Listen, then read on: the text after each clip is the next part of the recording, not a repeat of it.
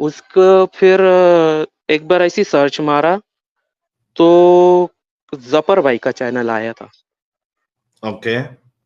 और एग्जैक्ट उनके वो सवाल जो थे वो मेरे एकदम एग्जैक्ट मैच कर गए। हम वाक और अभिव्यक्ति की स्वतंत्रता के बारे में भारतीय संविधान के अनुच्छेद 19 का पुरजोर समर्थन करते हैं। उदाहरणों, छवियों और संदर्भों सहित यह वीडियो केवल मनोरंजन, सूचना और शैक्षिक उद्देश्यों के लिए प्रदान किया गया है और चैनल किसी भी अवैध गतिविधियों को बढ़ावा या प्रोत्साहित नहीं करता है। हमारा मकसद केवल समाज जागरूक करना। जय हिंद, सलाम, नमस्ते मेरे दोस्तों, मैं तोहफा एक्स मुस्लिम। दोस्तों, आप अगर एक्स मुस्लिम चैनलों को बराबर फॉलो करते हैं तो आपने एक बात मोमिन हजरात से अक्सर सुना होगा कि एक्स मुस्लिमों को सुनकर लोग गुमराह हो जाते हैं, यानी अपने दीन से फिर जाते हैं। लेकिन बड़ी विचित्र बात है कि दुनिया की इतिहास में ये अलग ही मामला है कि एक्स मुस्लिमों को सुनकर गुमराह होने वाले ज्यादातर लोग पढ़े लिखे होते हैं और अनपढ़ लोग बिल्कुल भी गुमराह नहीं होता है। तो आज की डिबेट में ऐसे ही दो एक्स मुस्लिम को हम सुनेंगे जो गुमराह की परिभाषा हमें समझाएंगे। तो आइए शुरू करते हैं आज की डिबेट। एक्स मुस्लिम नवीद साहब हमारे साथ जुड़े हैं। एक्स मुस्लिम नवीद भाई, आपका बहुत बहुत इस्तकबाल है। आवाज आ रही है? परफेक्ट है सर, कैसे हैं? ठीक हूँ। आप हमेशा कमेंट में रहते हैं, बहुत बार जुड़ने की कोशिश भी की, फिर आज फाइनली आप जुड़ पाए हैं। हाँ, वो प्राइवेसी इशू। अच्छा, तो अभी भी आप लाइव है, प्राइवेसी इशू तो नहीं होगा? नहीं, अभी कोई मसला नहीं। अच्छा अच्छा। तो नवीद भाई, आप कभी एक्स मुस्लिम बने? 2 साल हो गए। अच्छा, 2 साल हो गए। हाँ, पहले कितने मुसलमान थे आप? पहले 60 to 70% थे, यानी मॉडल थे। बट जैसे ही मेरे को थोड़ा एहसास हुआ कि ये रियलिटी नहीं है, तो मैं आपको फॉलो करने के पहले 1 साल पहले ही छोड़ चुका था। अरे वाह, हुँ, क्या बात है। तो जब हाँ, नमाजें बोलिए। नमाजें पढ़ते थे पहले? हाँ, नमाज़े जुमा।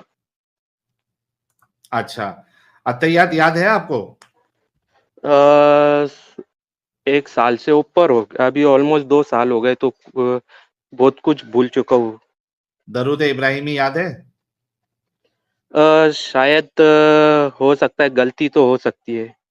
कोई नहीं, आप पढ़िए। अल्लाहुम्मा सल्ली अला मुहम्मदी व अला आलि मुहम्मदी कमा सल्लैता अला इब्राहीम व अला आलि इब्राहीम इन्नका हमीदुन मजीद। अल्लाहुम्मा बारिक अला मुहम्मदी व अला आलि मुहम्मदी कमा बारकता अला इब्राहीम व अला आलि इब्राहीम इन्नका हमीदुन मजीद। फजर में कितनी नमाज होती है, कितनी रकात होती है? 4 रकात। ओके, कौन कौन सी? 2 फर्ज हम्म। और 2 सुन्नत। 2 सुन्नत। अरबी पढ़ना सीखा था आपने नवीद भाई, कुरान पढ़ना?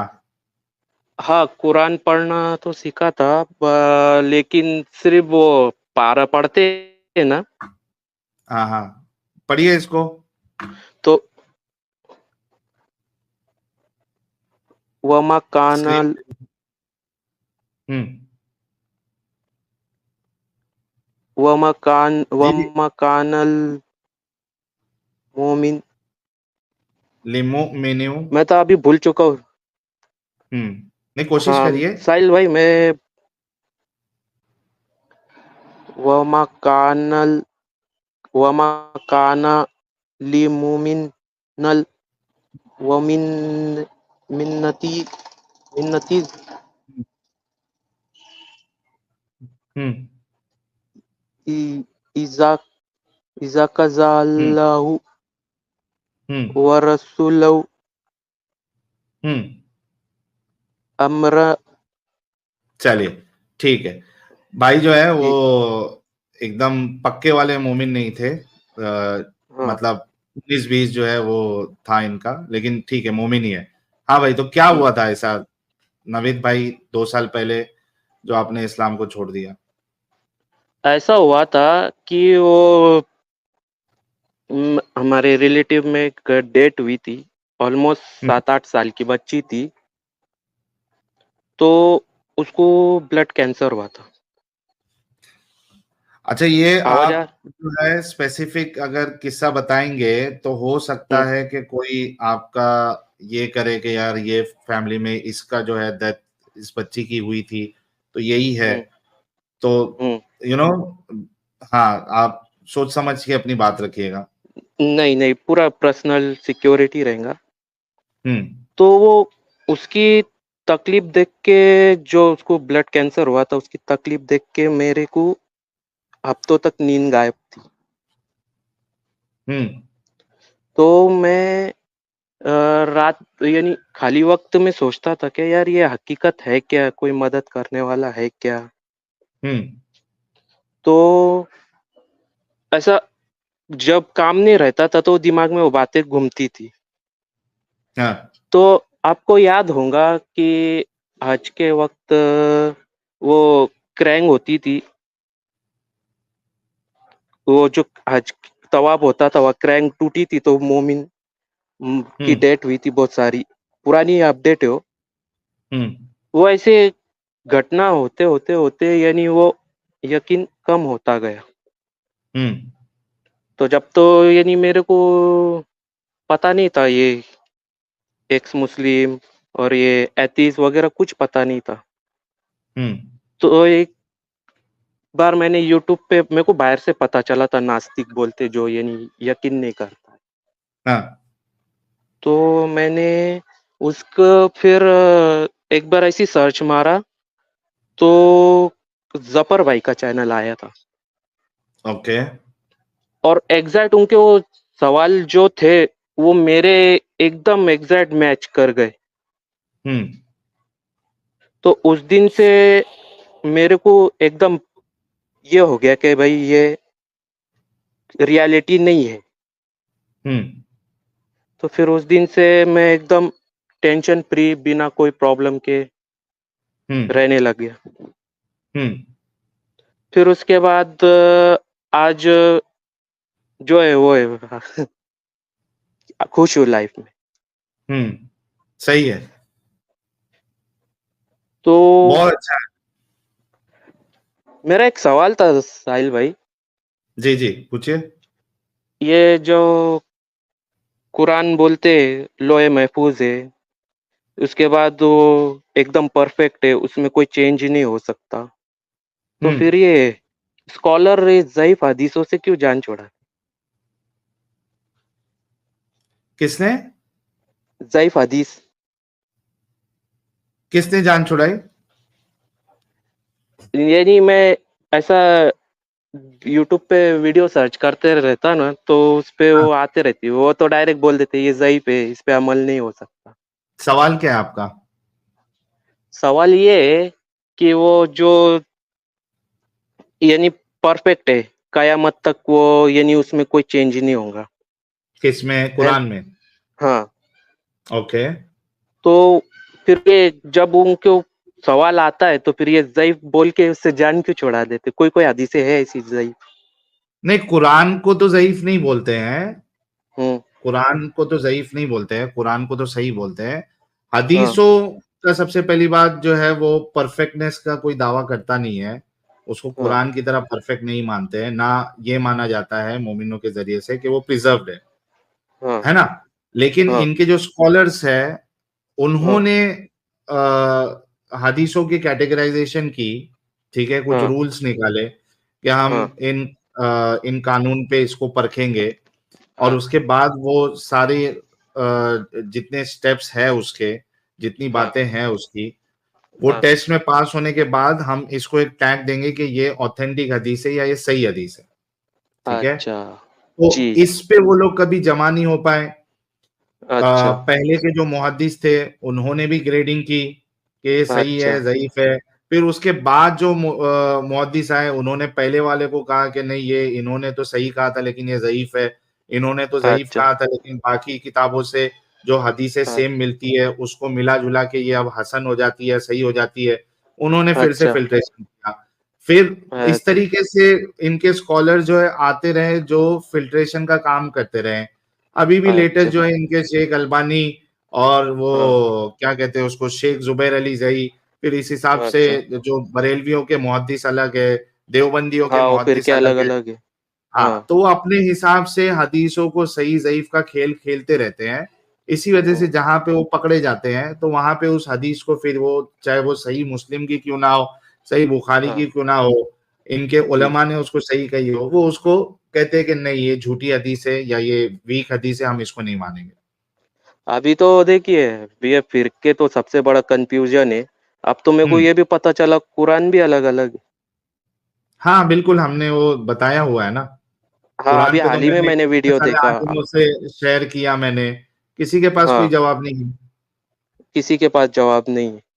हुँ, सब ऐसा 2 सवालों से भाग रहे। हाँ, तो सही।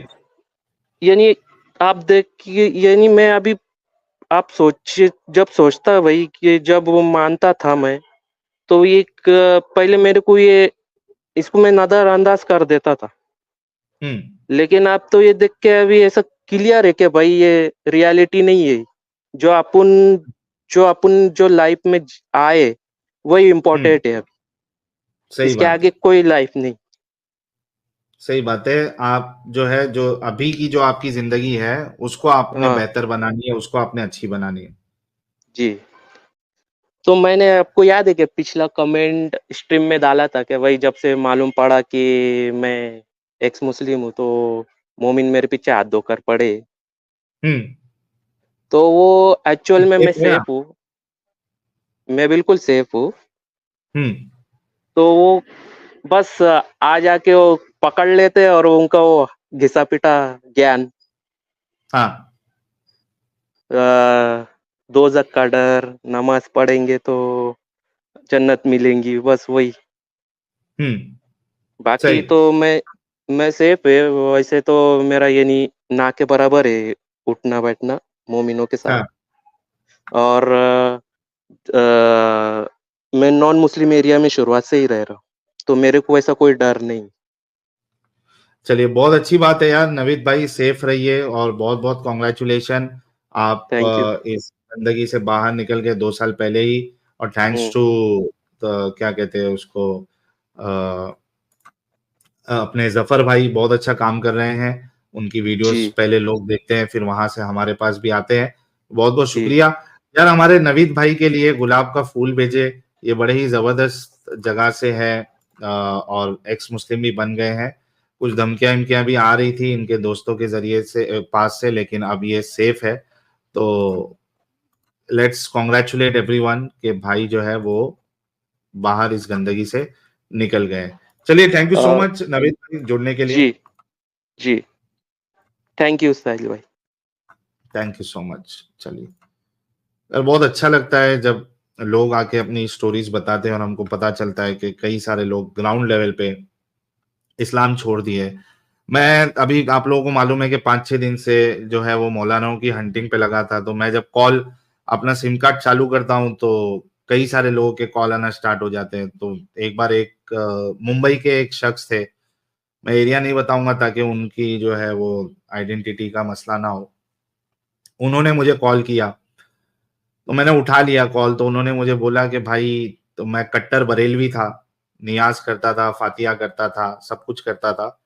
लेकिन 2 साल पहले आपका चैनल मिला और मैंने आपके चैनल पे सारी डिबेट्स देखी, बातें सुनी।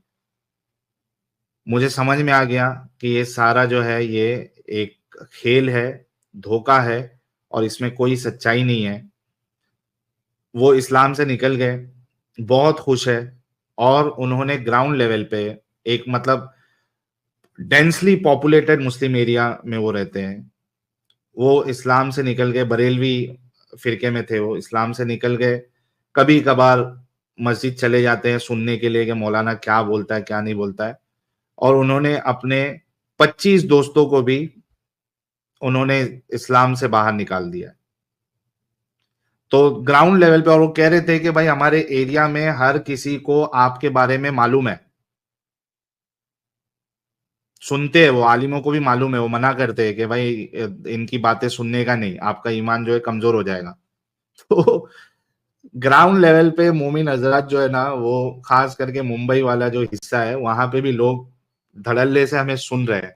तो खुशी होती है कि कोई बाहर निकलता है और उनको बातें समझ में आ रही है।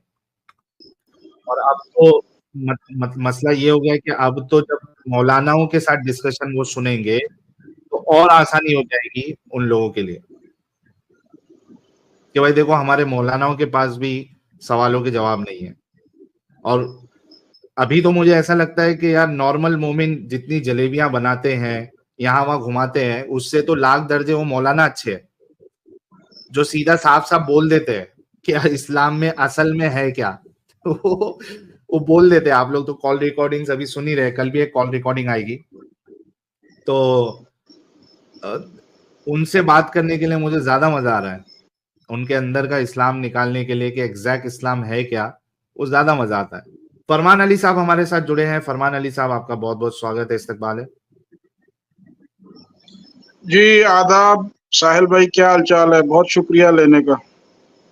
जी आवाज क्लियर है मेरी? क्लियर है साहब। आप तो एक्स मुस्लिम है। मैं एक्स मुस्लिम ही हूँ। अगर इजाजत देंगे थोड़ी सी बात करना चाहता हूँ। असल में ये लुबना जी आई थी तो उनके हवाले से थोड़ी बात करना चाहता हूँ। अगर इजाजत देंगे तो कर लूंगा। मुझे नहीं पता फॉर्मेट क्या चल रहा है, एक्स मुस्लिम आ सकते हैं नहीं आ सकते, क्या साहब? 2 मिनट, मैं आ 2 गया मिनट में, इसलिए। 2 मिनट अपनी बात रखें। अच्छा, वो ये है कि मैं एक आपके हवाले से भी इसके अंदर एक बात शामिल करना चाहता हूँ। लुबना जी को भी ये कहना चाहता हूँ कि बाकी जितने भी मजहब है, रिलीजन्स है, चाहे हिंदुइज्म है, क्रिश्चियनिटी है या ये जूदाइज्म है, जो भी है, उनको एज ए रिलीजन ट्रीट हम करते हैं कि वो मजाहिब हैं। और इस्लाम का जो मुद्दा ये है कि उसके स्कॉलर्स का भी इंटरप्रिटेशन भी यही है कि वो एक मजहब नहीं है, असल में वो दीन है, जो कि सिस्टम ऑफ लाइफ है, जिसने अप्लाई होना है पूरी दुनिया पे।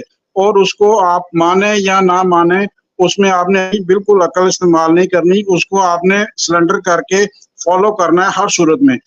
ये इस्लाम असल है। और असल में इस्लाम जो है वो बेसिकली एक पॉलिटिकल और मिलिटेंट आइडियोलॉजी है, जो कि मजहब की कैटेगरी में नहीं आता। और इसको मजहब की कैटेगरी में ट्रीट भी नहीं करना चाहिए। इसको उस कैटेगरी से बाहर निकाल के बतौर कल्ट ही ट्रीट करना चाहिए, जो कि पॉलिटिकल और अस्करी की आदत है बेसिकली ये। और इसके अंदर जितने भी ये शायर इस्लामी हैं, जैसे नमाज, हज वगैरह, ये सारे के सारे पॉलिटिकल स्लोगन्स हैं जो कि इस्तेमाल किए जाते हैं अपने एजेंडे को पूरे करने के लिए। इनका किसी रूहानियत से या स्पिरिचुअलिटी से किसी किस्म का कोई ताल्लुक नहीं है। ये सारे के सारे ऐसे स्लोगन्स हैं जिनसे ये जाहिर करना होता है अपनी पावर को और अपनी स्ट्रेंथ को। ये इसीलिए इसको हम अलहदा से ट्रीट करते हैं। जहाँ पे कुरान को जब देखते हैं, कुरान में ऐसी आयात हैं जहाँ पे खुदा ताला को खुद ये बताना पड़ता है पैगंबर को कि अब तुम और शादियां मत करना, खा तुम्हें उनका औरतों का हुस्न जितना मर्जी ही अच्छा लगे या भाए, मतलब। और उनको ये भी बताना पड़ता है कि मतलब इस तरह की कुरान के अंदर आयात मौजूद हैं। उन्होंने खुद ही कहा कि मैंने कुरान को नहीं पढ़ा या इन चीजों को नहीं पढ़ा। तो उनको यही चाहिए कि पहले इसको पढ़ें और समझें, और अकायद को पढ़ें, अकायद क्या तकाजा करते हैं। और ये मतलब बिल्कुल ही मोहब्बती जो लिबरल किस्म के वो मोमिनीन्स होते हैं, उनको पता कुछ भी नहीं होता और इस चीज के ऊपर बात करना शुरू कर देते हैं। बस यही मैंने कहना था उन तक, अगर मेरी ये बात पहुंच जाए ताकि उनको समझ आ जाए। ये बेसिकली पॉलिटिकल अस्करी और इस तरह की ये आइडियोलॉजी है, इसका मजहब के साथ कोई ताल्लुक नहीं है, ना ये मजहब है। और अक्सर इनके उलमा भी यही कहते रहते हैं कि ये दीन है, दीन है, दीन है। ठीक है जी, मान लिया जी, दीन है। बस यही मैंने कहना था। साहिल साहब, अगर आप इसमें शामिल करना चाहें बात। बहुत आपने सही फरमाया है फरमान अली साहब। और तो हो सकता है कि मैंने जैसे कहा कि कुछ मजबूरी हो उनकी, जो ओपनली वो रिजेक्ट नहीं कर रही थी, ये भी कह रही थी गलत है, फिर ये भी कह रही थी मैं कंफ्यूज हूँ।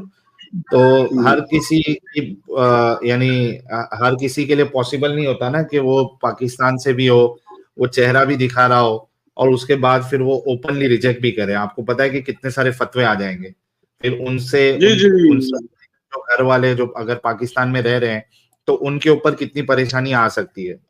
तो ये बहुत सारी चीजों को हमको कंसिडर करना पड़ता है भाई, कि भाई किस हद तक हम उनसे जो है वो बात को निकाल सकते हैं। बाकी उनकी मैं वीडियोस देखता रहता हूँ, उनकी वीडियोस में भी बात तो वही हो रही है, लेकिन बात यह है कि असल में तो रिजेक्ट उस फेथ को करना है ना, कि फेथ का मतलब यह है कि मान्यता आपका जो वो पैमाना या वो टूल है जिस टूल से आप सच्चाई तक पहुंच रहे हैं, जो टूल इस्तेमाल कर रहे हैं आप, वो टूल आपका ठीक नहीं है, उस टूल को आपको रिजेक्ट करना है जिसको आप ईमान कहते हैं।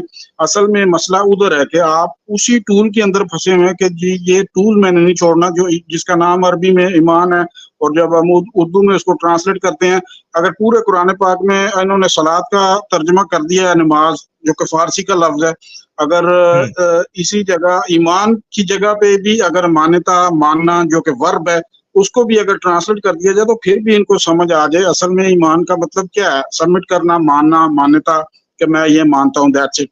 लेकिन उस टूल को नहीं छोड़ना चाहता ये लोग कि वो टूल असल में आपका खराब है, यही बात है असल में बस। सही बात है, बिल्कुल सही चलो, बात है। हाँ, चलिए, थैंक यू सो मच बहुत फरमान बहुत अली भाई। बहुत बहुत बहुत शुक्रिया Sahil, thank you very much. Thank you so much. हमारे फरमान अली भाई भी जो है वो एक्स मुस्लिम है और आते रहते हैं। मोमिन हजरात, अगर कोई है जो इस्लाम का दिफा कर सकता है, इस्लाम को एक सच्चा और अच्छा मजहब साबित करे, या रसूलुल्लाह को, रसूल तो दूर की बात है, एक अच्छा इंसान साबित कर दे, तो बराए मेहरबानी आप जुड़ सकते हैं। लिंक ऑलरेडी पिन किया हुआ है।